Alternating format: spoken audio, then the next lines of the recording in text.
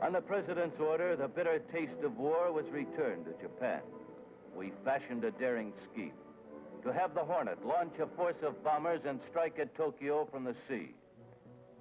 All the volunteers for this secret and hazardous job had been specially trained by Colonel Jimmy. And on behalf of General Aviation Paine Field Day, as well as Historic Flight Foundation, welcome to the talk by Lieutenant Colonel Ed Saylor.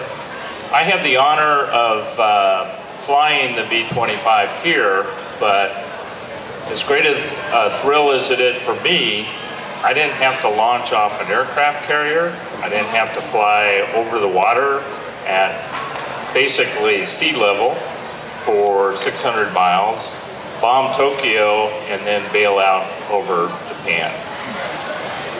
This is what Lieutenant Colonel Ed Saylor did, and as he'll share with you, he was plenty busy on the aircraft carrier, on the USS Hornet, even prior to going up in the raid.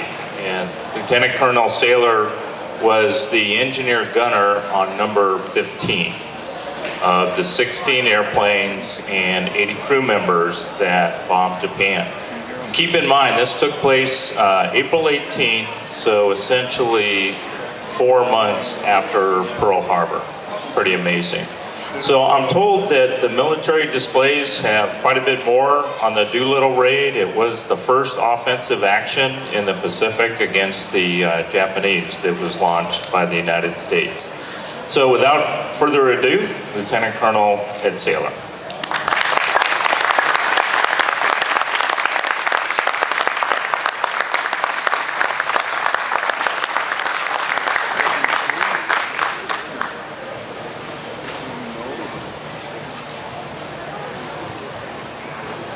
I have to remember to hold this mic up close to me, my mouth, so you can hear me.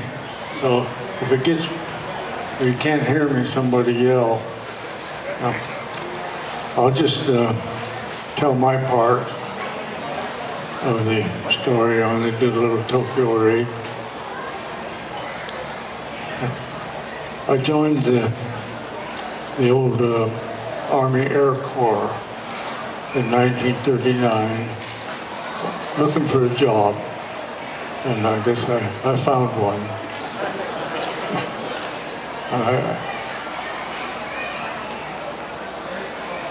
I was a crew chief on one of the airplanes and also a flight engineer. I flew everywhere the airplane went and done all the maintenance on it. So we wound up in Florida doing our training for short field takeoffs, trying to get airborne in 500 feet. We did that sometimes. Modified the airplane, stripped all the extra weight out of the airplane we could, and cut the crew down what we could. We didn't have room for a gunner on the airplane. But we had a pilot, co-pilot, navigator, bombardier, and flight engineer. On my ship, we didn't have a navigator because we had the doctor that took care of our gang, was on my airplane. So we left Florida, wound up at the Naval Air Station, Alameda, California, and that's where I realized that we were going to go on an aircraft carrier. On all our training, we were just guessing at what it was that we might be doing. See, we volunteered, but we didn't know what we were going to be doing. It was a highly classified mission. So we just sort of speculated on what it might be. Thought we were probably going out into the Pacific somewhere to operate off some short runways, like we were training in Florida. When we got to Alameda, then we found out we were going on an aircraft carrier. I didn't know that until we taxied down by the dock and they hoisted us up on the carrier Hornet. That's when I found out we were going on carrier. We still didn't know where we were going or what we were going to do. We were out to sea a few days before they told us that we were going to bomb Japan. Well, I'm getting ahead of myself. The 16 airplanes took up the whole flight deck. So we thought we were just being transported someplace that was too far to fly. And that sounded okay, that made sense. So then a day or two later, they had to shuffle all the airplanes around, and now we had half of the flight deck exposed, and that was going to be our runway. And at that time, we sort of got the idea we were going to be taken off the carrier. So the trip went well. We were heading out across the Pacific, and partway across, I ran into a problem on my airplane. I had to take one of the engines off. Developed a problem that had to be fixed, and I had to take the engine apart to fix it. With some gears way down in the guts of the engine that we had to look at.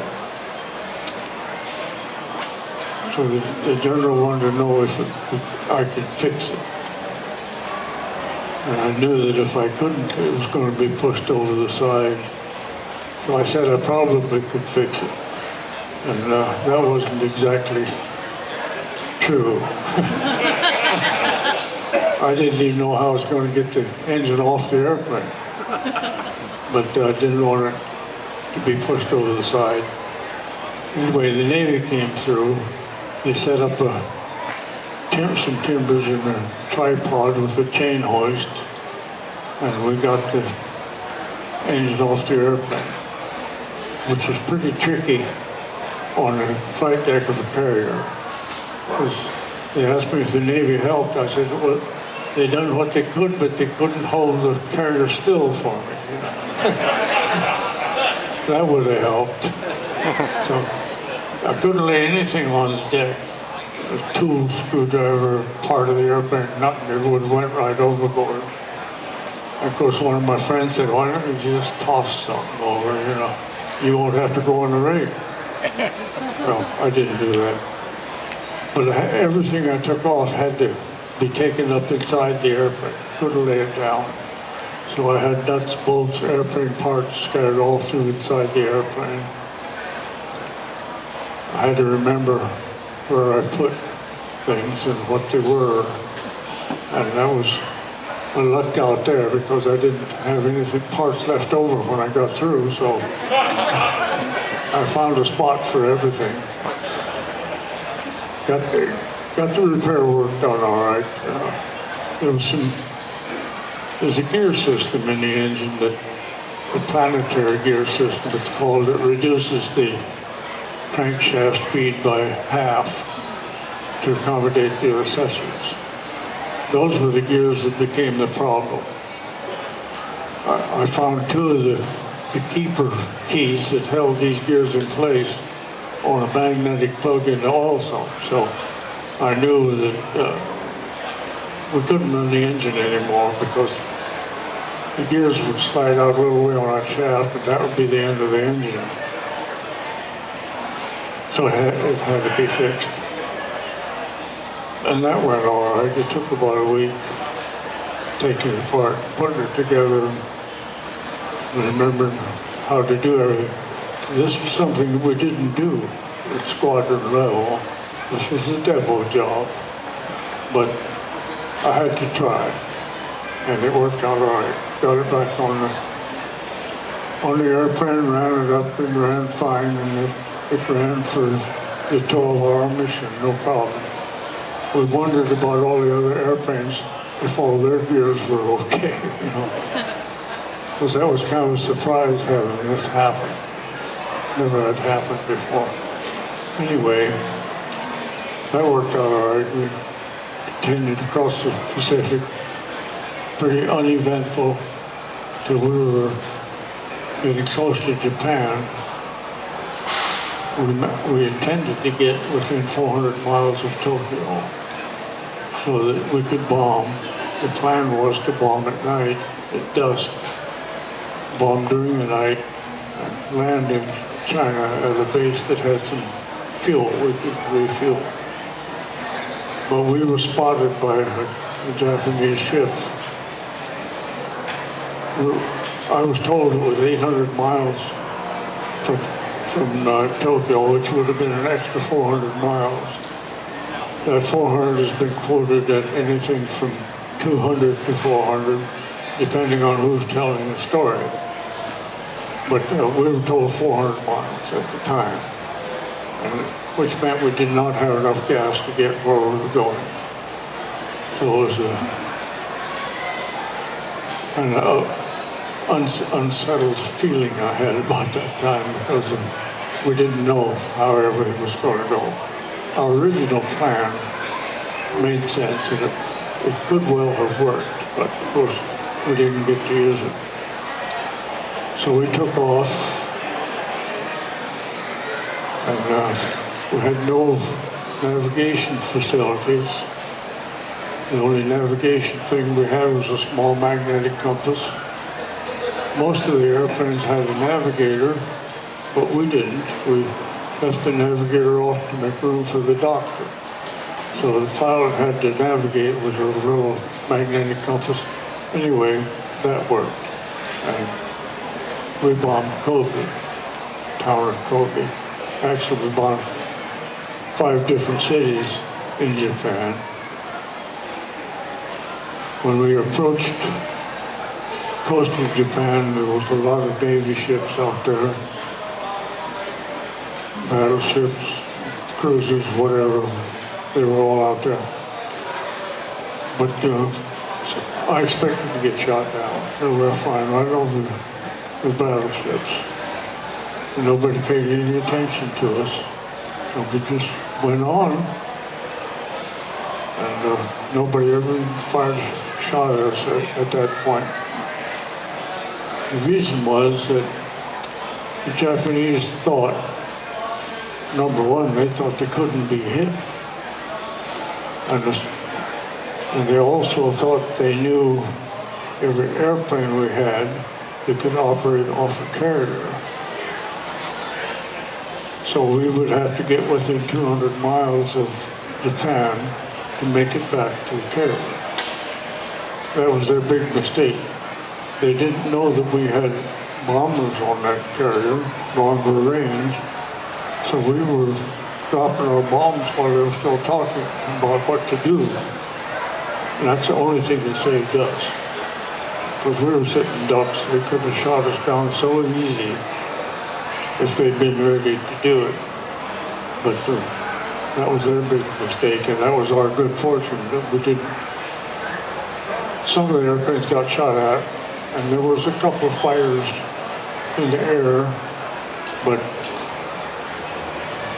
I had two fighters on our tail for a while, and then they broke off and went somewhere else. So we didn't get attacked by fighters. We had some anti-aircraft fire. It took a minute to realize what those black puffs of smoke were around the airplane, but I soon realized they were shooting at us. But see, I didn't know about those black puffs. We hadn't seen any war movies or anything. Quite know what to be scared of, you know. But we figured that out. I don't think we got hit. Of course, we never got to inspect our airplane because we landed in the water. As we approached China, first off, we heading across from Japan to China. We had a headwind, which meant that we were really probably not going to make the coast of China. Somewhere along the line, the headwind turned around and became a tailwind. And you can credit that change of the wind direction to whoever you want to, but it might have been up there too. Because it's pretty unusual for a headwind to turn into a tailwind right when you needed it most.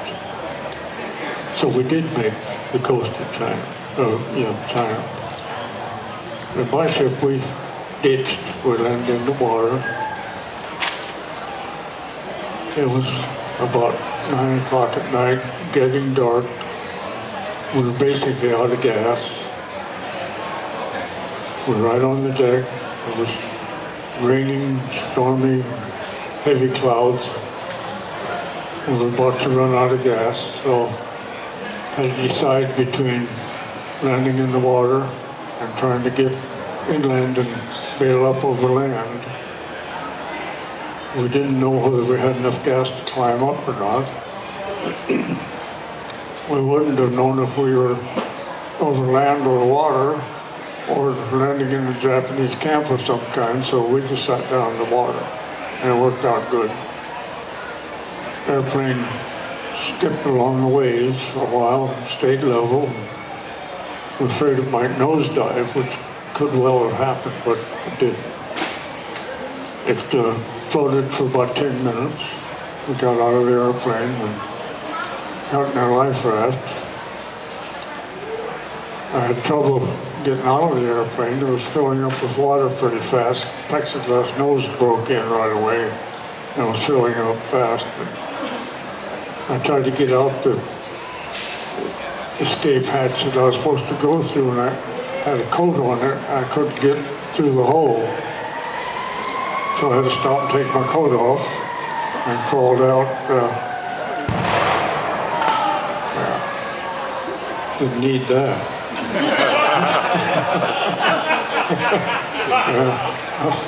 I thought I should duck or something. So anyway, that was my first experience with being wounded in combat. I should have got a Purple Heart at this point, because when I crawled out through that hole, I snagged my ear and it bled a little bit. Well, I was wounded in combat, right? No Purple Heart. So we got into a life raft, sitting on top of the airplane. The airplane floated for about 10 minutes. We were all set to go.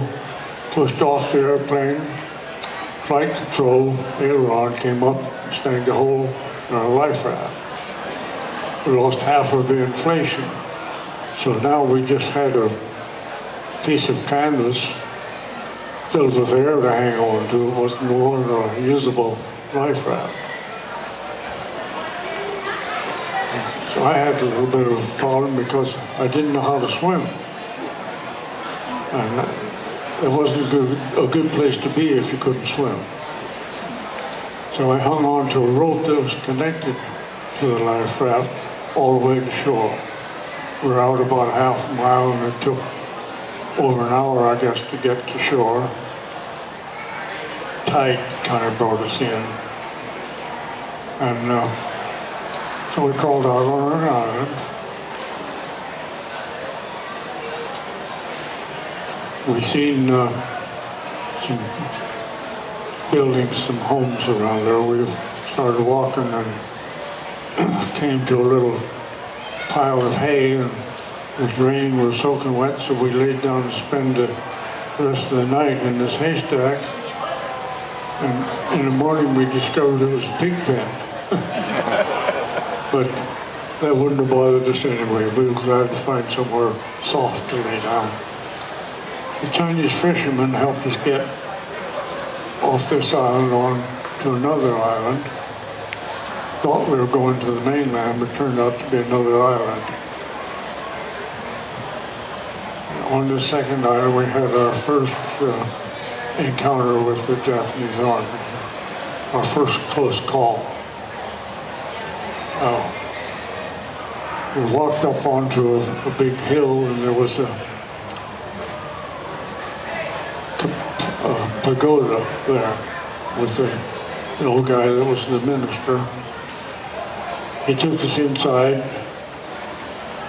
and through sign language and stuff we were trying to communicate, but he was trying to decide what to do about us. He had a tin can with sticks in it about as long as a chopstick. He shook this tin can till two sticks fell out. The sticks had writing on them. He read what it said on those two sticks and made up his mind what to do about us. And we were sure glad the right two sticks fell out, you know. I don't know what was on the other sticks, but the ones that fell out had what he was looking for to make up his mind on what to do about us. So we were always glad the right two sticks fell out.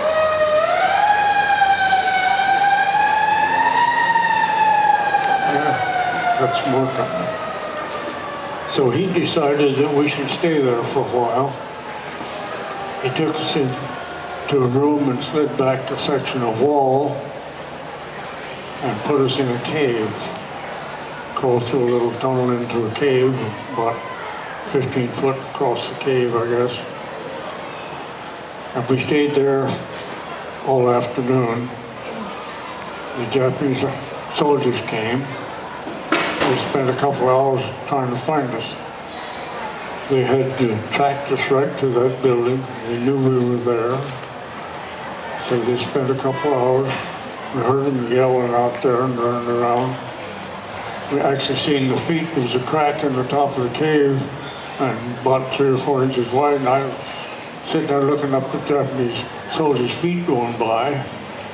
So that was interesting. They obviously never found us. They left after a couple hours, and the old gent came and got us out of the cave and explained how come the soldiers followed us there. We had the only shoes with heels on them on that island, and our footprints gave us away. And the soldiers followed those footprints right up to this pagoda, so they knew we were there. And I'm surprised they didn't just wreck the building hunting for us, because they spent a couple of hours searching and never found us. That was our first close call. So another fisherman showed up with a boat, and he took us to the mainland. Going across between these two islands, we were stopped by the pirates. They stopped the boat and argued with the guy running the boat for a while. It was just a long rowboat, about 15, 20 feet long, propelled by a pole sticking out the back end that worked like a fishtail, and that was how we got through the water. Anyway, the pirates never boarded our little boat, so they never found us. We were laying under a tarp in the bottom of the boat. And that was, if they decided to board that boat, I guess they would have found us. So kind of another close call. So nothing more happened. We got to the mainland and started walking. Chinese people showed up, and we found out that one of our crews was nearby in a little hospital, and that was the crew number 7 that they crash landed on an island, and they were all pretty badly beat up. They were all thrown out of the airplane. This guy, the author of the book, 30 Seconds Over Tokyo, Ted Lawson, he's the pilot. He tried to land on a beach. You see the good-looking stretch on a beach, and he was going to land there, take off the next day. And as he came in for landing, gear down, he decided to make a go-around, and he booted the throttles and the engines quit. he'd had the carburetors were leaned out just as lean as you could go and still run. So when he gave it the throttle, there was no fuel there to match the air. The engine stopped. So they went into the water, turned the airplane upside down. Everybody except the flight engineer got thrown out of the airplane. The bombardier, who was still in the nose, got thrown through the plexiglass nose. Pilot and co-pilot and bombardier thrown up through the hatches. Everybody's all banged up. And the flight engineer, who was back in the position he should have been for crash landing, was the only guy that never got injured. So the airplane was upside down. He was knocked out. He came to and full of water. And took him a while to realize the airplane was upside down. And so he got out the hatch and helped the other 4 guys get on shore and do what he could for them. So he was awarded the Silver Star for his part there, and he'd done a good job. So the Chinese took this crew to a little hospital about a day's march away, and we found out about it, and so we went down there. They took us down there, and the pilot of that ship is the guy that lost his leg. The doctor on my ship, not a surgeon, but he amputated the leg there in that little hospital. Didn't have much to work with. Guy needed a transfusion. Doctor used a syringe to extract blood out of our co-pilot and into the injured pilot. And that was the best way he had of accomplishing a blood transfusion. So he amputated the lieutenant's leg there, and we left him. My crew started walking, heading for Chongqing, which was capital of China. It was several thousand miles west of where we were. And we were just hiking down the trail, wondering what we would run into. Another city, people, fishermen, Japanese army, we didn't know. Kept walking. We encountered a teenage Chinese boy on the trail. He's about 14 or 15 years old. His family had been killed in the bombing of Shanghai. He spoke a little bit of English, and he took up with us. He became our navigator, our interpreter, and our food scrounger. So this kid, we owed him big time. We have never been able to find him since. His name was Yufu An.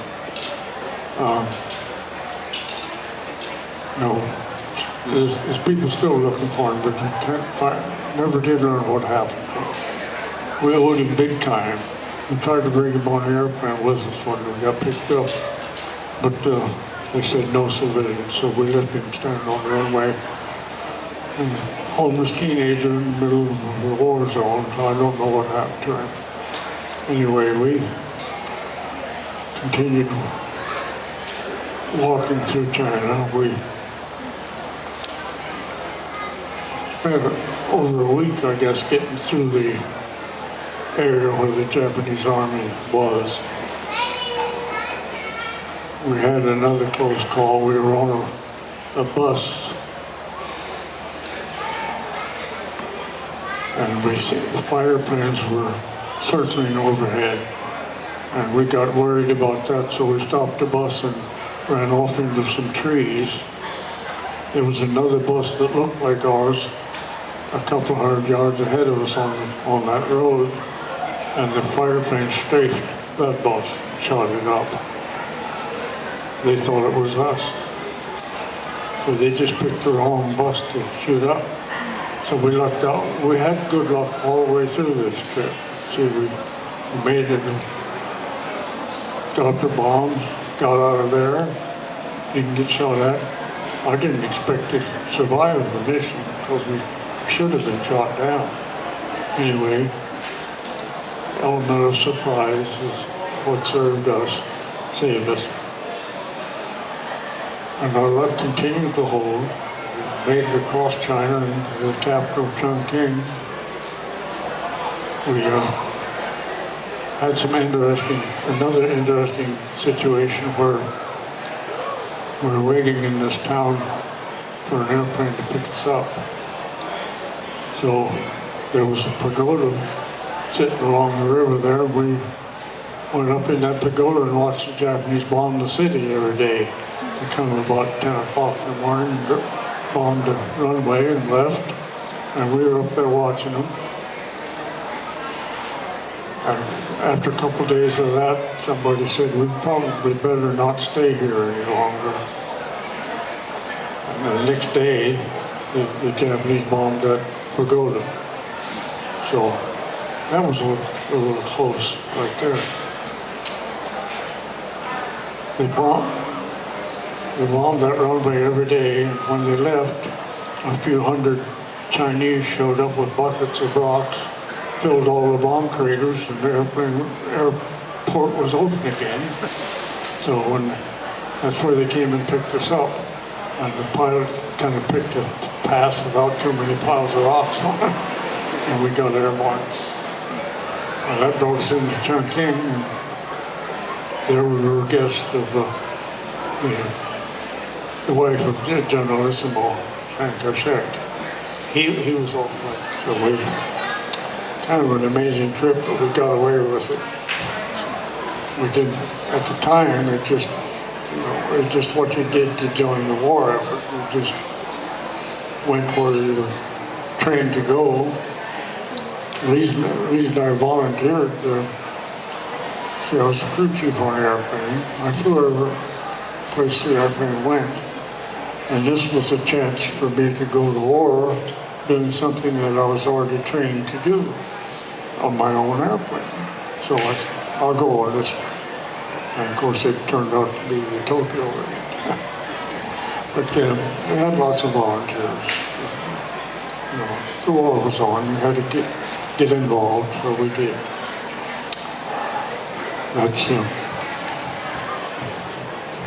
There's a couple of things I could mention on the personal side.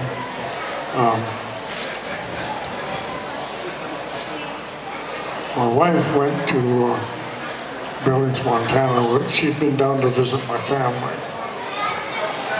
And they went to a little celebration in Billings, Montana.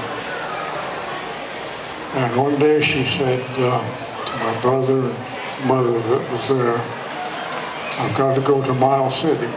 It's 150 miles from here. Got to go to Miles City today because they're coming in on an airplane. She had no way of knowing that I was coming in on an airplane. But she somehow felt that that was going to happen. Never figured out how she knew. And to make it more complicated, I wasn't there on the airplane that I started out on. We spent a night in North Dakota, came on the next day, and there my family stood with my wife waiting for me to get off the airplane. Now, I guess she had some way felt this was good. She convinced them if they had to go make this 150-mile drive to meet that airplane, and they decided to go along with it. So that's what happened. She found out they were there to meet me.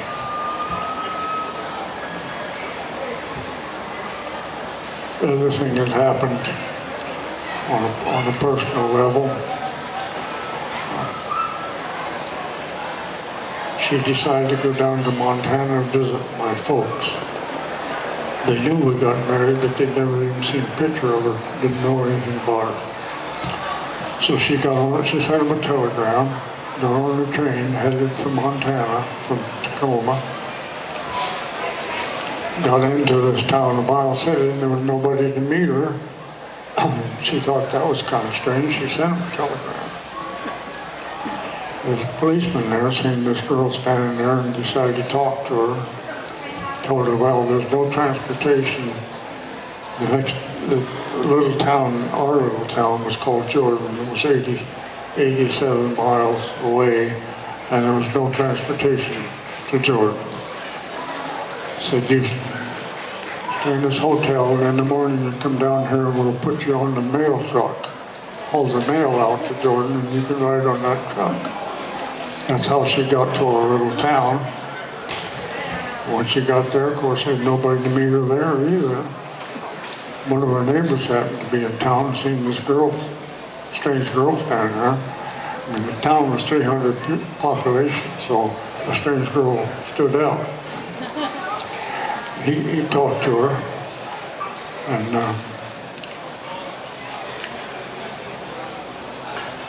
found out who she was, and so one of our neighbors drove her out to the ranch, 30 miles out of town.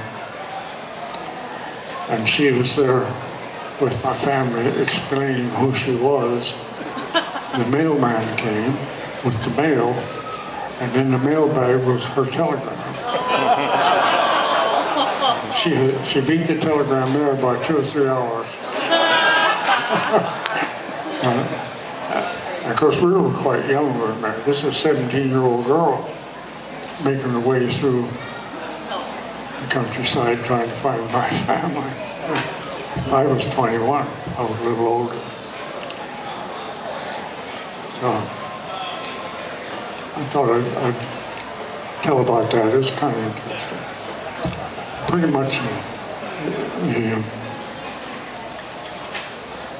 the end of the trip.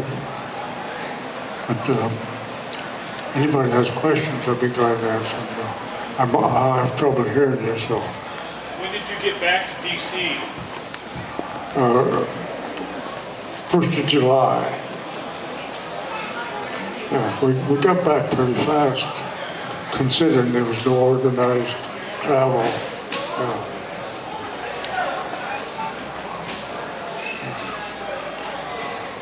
Other questions?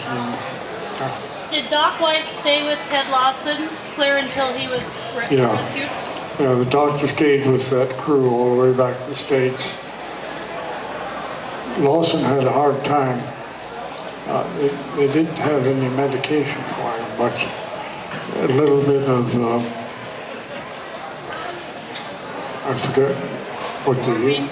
Morphine, thank you. A little bit of morphine in the hospital during the surgery. And Ted started to come awake while they were sewing up his leg. So he was pretty uncomfortable at that point. That's, of course, the first he realized that he'd lost his leg. The gangrene had set in so bad on his knee that it was all smashed up. They had to take the leg off. Our doctor was not a surgeon, but he got the job done. He knew what he had to do. He accompanied the crew back to the States. And they got there ahead of us. Somewhere along the line, somebody arranged a little better transportation for them. And so we caught up with them again in Washington, D.C., in the hospital there. Anybody else? Sir, were you did you go back into the service before the war then, or what? I stayed in the Air Force. I went to Europe and spent the rest of the war there. I was commissioned by direct appointment in France. I became an officer. And I stayed 28 years in the Air Force.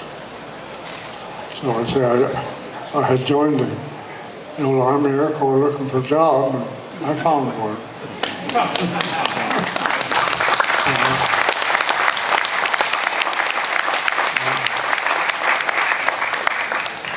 And over time, they decided that there was the mission had accomplished something. At the time, it was just another mission, and I never knew until after the war what had happened as a result of our raid. And they say that we changed the course of the war in the Pacific because Japan had to keep a lot of stuff back to protect the homeland. You see, previously they thought they couldn't be hit, and they had not very much defense around their cities. So after the raid, they defended the homeland, and they brought a lot of stuff back, and they changed their battle plans, and the Navy went in a different direction. And so this, our raid was really the first encounter of any kind that we had won in the Pacific. And it was the last, we never lost another one. The Japanese had taken a number of islands. We had people on a few islands out in that area in those days, but we couldn't defend the islands, so they just were pretty much going unhindered across the Pacific in those early days. But after our raid, we never lost another action in the Pacific, so everything turned out pretty good. So we just had a lot of luck. It worked out. General Doolittle had it all figured out. He's to be given credit for being the brains. He knew what he had to do to prepare the airplane and the crews to make this work. And he had it figured out right because it did work. So it's pretty much the story. Any other questions or anything, I'll be glad. You mentioned you met up with Lawson's crew. Did you meet up with any of the other crews when you were going? Halfway across China, we started picking up other people. We never all got together. So we got to the capital at different times, so a lot of people had already gone by the time we got there.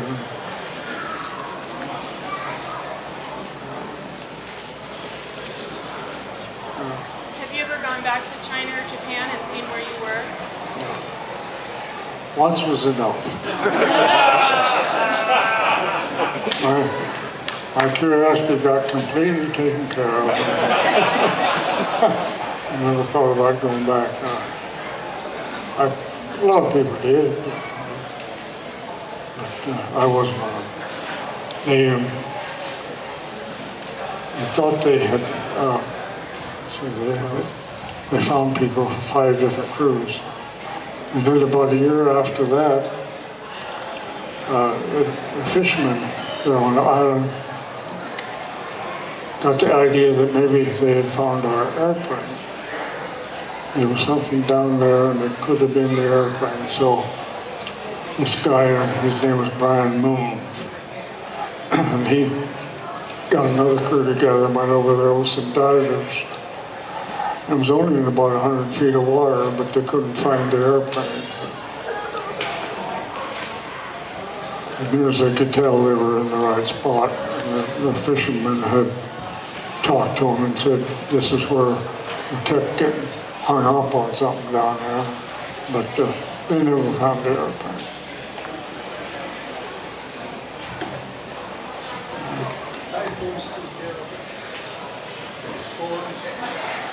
The storms, typhoons washed it away. Storms, ocean. It was, the water was pretty rough when we landed. It didn't bother the airplane. The airplane done really good. But I don't hear so good, so I hope I heard the question right.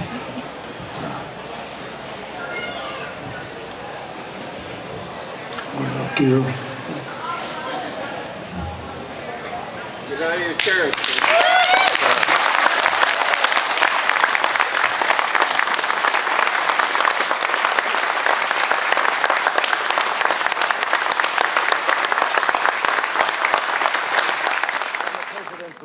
bitter taste of war was returned to Japan.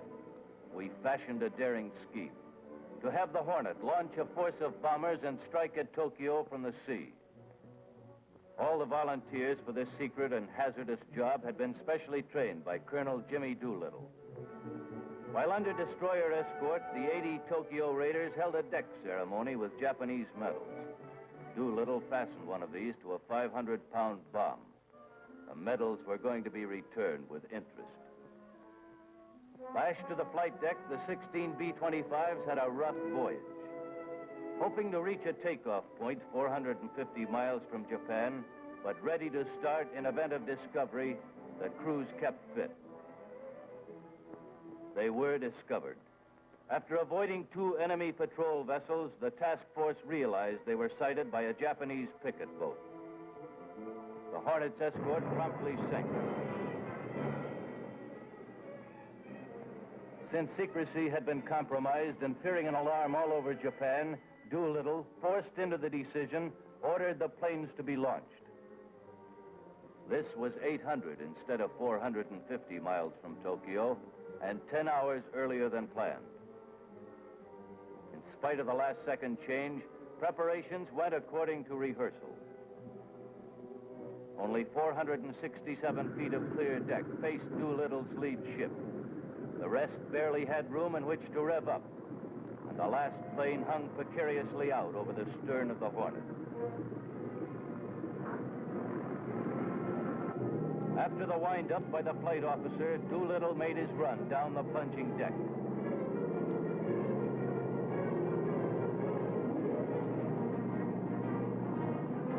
With 100 feet to spare, he led the parade.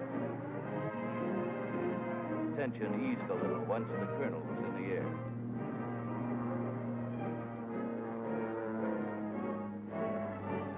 Crewmen cheered as one plane after another screamed down the swaying runway.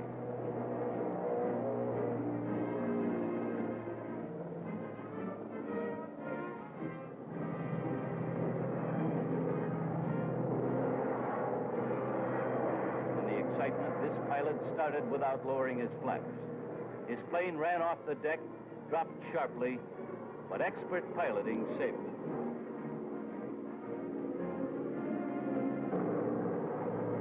Launching fully loaded medium bombers had never been done before.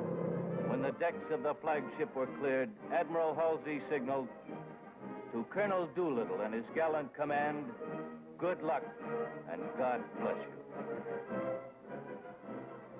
Tokyo, oddly enough, had just completed an air raid drill. Their patrol boat had warned the city, but the attack was expected the next day. Therefore, the Jap war machine rolled on, unmindful of the approaching Eagles. Target factories were turning out munitions tagged for Corregidor, Midway, and Dutch Harbor. Secure behind their Pacific fortress and confident of an early victory, they discounted America's ability to fight back. Thus, the bombers were virtually unopposed as they flew on the deck.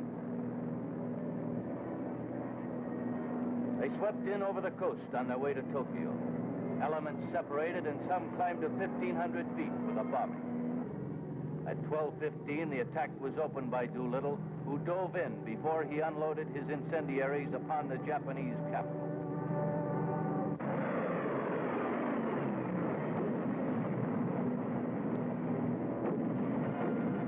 One after another, they checked off their targets. Tank factory, shipyard, docks, railroad yards, steel plant, gunpowder factory.